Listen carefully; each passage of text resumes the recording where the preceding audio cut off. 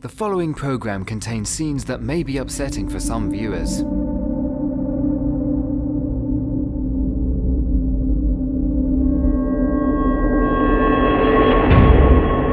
Remember that Wellington front is a very, very old building. It's a bastion that's currently been refurbished.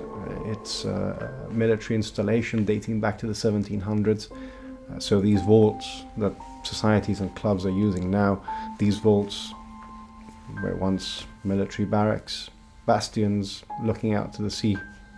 As you can see, a lot of electrical off the scale, so we'll have to stay well clear of those. Yeah, so we have to make sure we're well in the centre of the room so that we don't get any readings from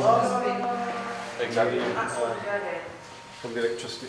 I would say the centre of the room is going to be the best. And we went in, we checked the area. I checked the area with the K2 to make sure there were no hot spots.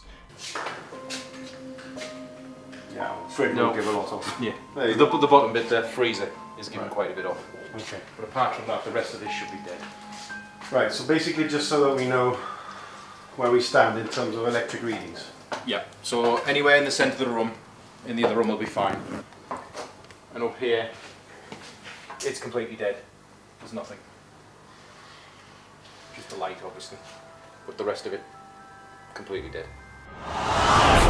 We decided to do a sit down. And we moved around the room, just trying to figure out where all the electricity points were and where all the K2 meters would pick up. But basically we just did a sweep of the room. And we picked a spot that we knew but didn't have any electrical interferences, and we set those K2 meters down. Everything's going. Pretty sure mine's recording as well. Actually, no, Jonathan, mine's not. Yeah, record mine on the back. Yeah. Now we're rolling.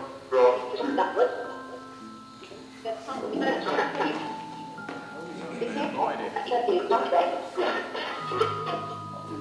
Just wait for you, Sam.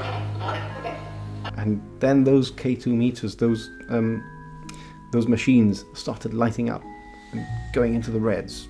Really strong currents coming in. Like I said, we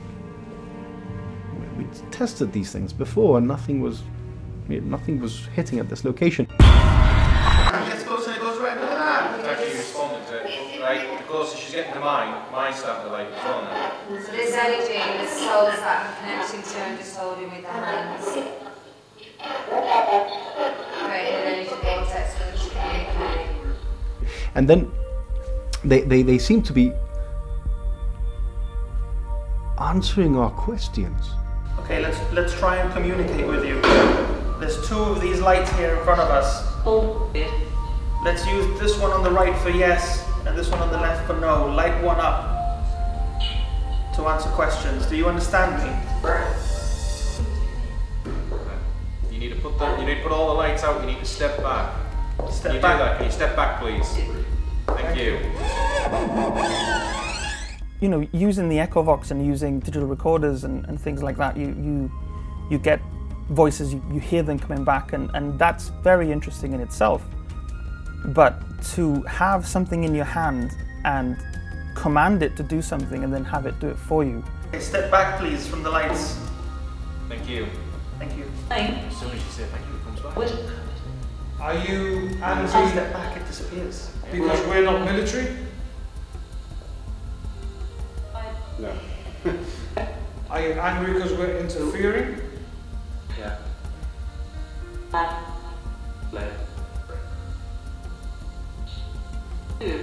Things that the lights seem to respond to Questions. That's the part of the experiment, what I wanted to do, to see if they could answer our command. Do you feel like that we disrespecting this place? Disrespecting you? You light the lights up. That's true. It's gone. I think it's gone. I mean, you have an electromagnetic field detector, and it's programmed to pick up, you know, EMF fields and stuff, and you know, all kinds of mechanical and electrical appliances emit this kind of energy, and the Earth itself emits it, but you know, for me to say all right, Spirit, please step back from this device, and to have the lights suddenly go to 0 and then ask it to come close again, and the device, you know, shoots off to red. That's continuously over the course of about 20 minutes. It's very difficult to explain it, and I like to be able to explain things. We don't. It's just a lot of energy.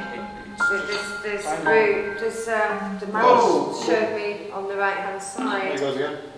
Yeah. Gone. Are you here because you just want to talk to us? Yes. Yes.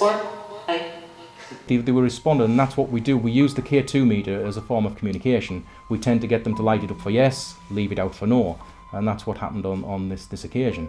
We were asking specific questions, Karen was asking questions, and it was lighting up for yes. But then it seemed to be reluctant to put the lights out until it seemed to be responding to my voice to put the lights out. When I would say put the lights out, it would put them out. Karen would ask another question, and then it would light up. But it was just, again, it was a very strange moment.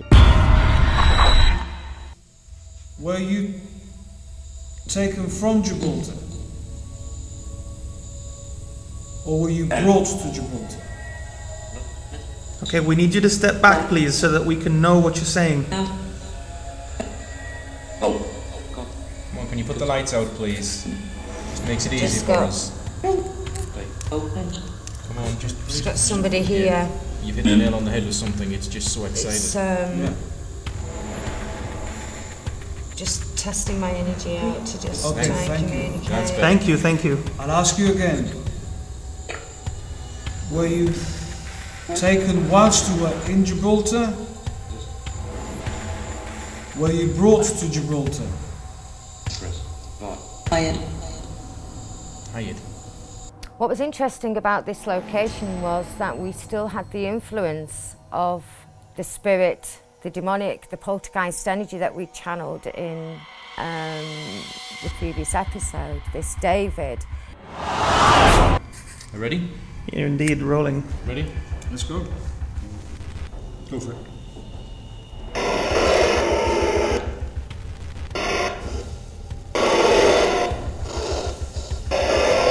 As you can hear, it's a completely different sound. Okay. Hang on. Yeah. Just getting a feedback. We'll sort that out. That's fine.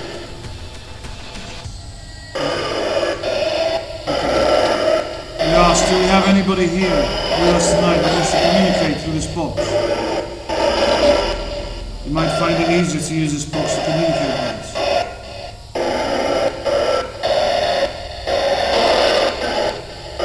The Black Vox, or the Echo Vox, one or the other, also giving us a name which we'd picked up before, David. In itself, it sounds quite freaky anyway, the actual app, but the fact that the name came out, and I do believe it did speak to us a little bit there. The K2 meters were directly responding to questions and commands that we were giving.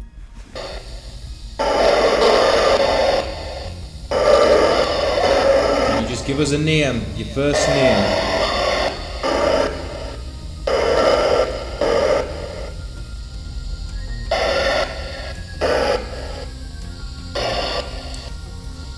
Do you want to try and work with the lights? Turn the lights up and down. Just come closer to the table. There.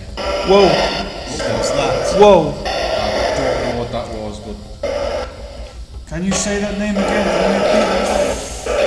This is a lot easier for you to know. Let's talk to us.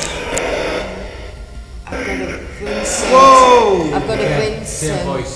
I heard that very clearly. That was very clear. David, are you here with us?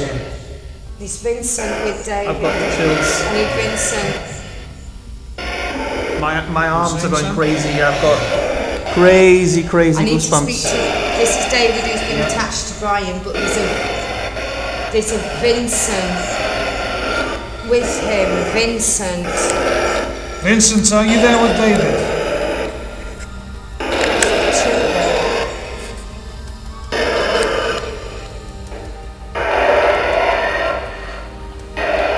What do you want with us?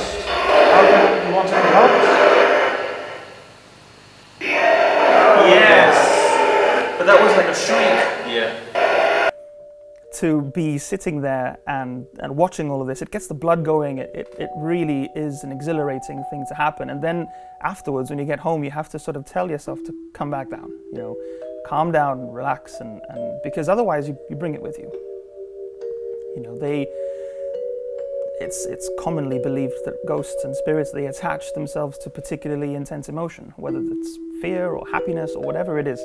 So if you're still reeling at the end of a session, they'll come with you. And gladly that didn't happen, because I had a very decent medium who told me how to calm myself and stop all of that from happening and ground myself. So I didn't bring anything home, but what can I say? It leaves you a bit dumbfounded sometimes.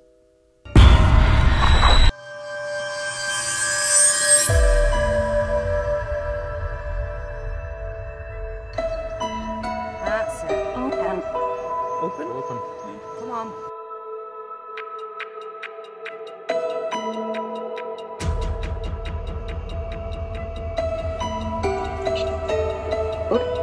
Can you say that again, please? 12? You asked before, didn't you?